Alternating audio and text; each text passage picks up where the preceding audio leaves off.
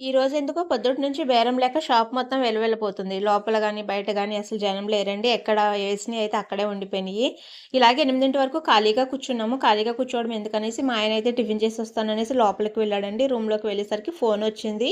మాకు రోజు ఫోను చేసి ఆర్డర్ ఇచ్చే ఆయనైతే ఫోను చేశాడండి. పూరి ఇంకా మైసూర్ బోండా చెప్పాడు. దేవుడు కరుణించాడు అందుకే ఆయన వల్ల ఫోను చేశాడండి. లేదంటే ఇవాళ మేము చేసుకున్నవి చాలా మిగిలిపోనేమో.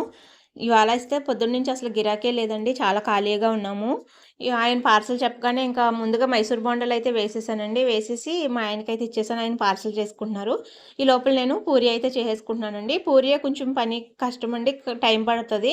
ఇంకా మెల్లమెల్లగా అయితే చేసుకుంటూ ఉంటున్నాను. గిరాకొచ్చిన వాళ్ళకైతే లేదని చెప్తున్నానండి. మళ్ళీ ఆర్డర్‌కి లేట్ అయిపోతుందని. ఆయన ఒక అరగంటలో వస్తాను కట్టిపెట్టమని చెప్పాడు. సరిగ్గా ఆయనకి పార్సెల్ కడుతూ ఉండగానే గిరాకీ మెల్లమెల్లగా పెరుగుతూ ఉందండి. ఆయనకి కట్టనివ్వకోకుండా మాకు పూరి కావాలని అడుగుతారు. బొండాలు కావాలని అడుగుతున్నారు.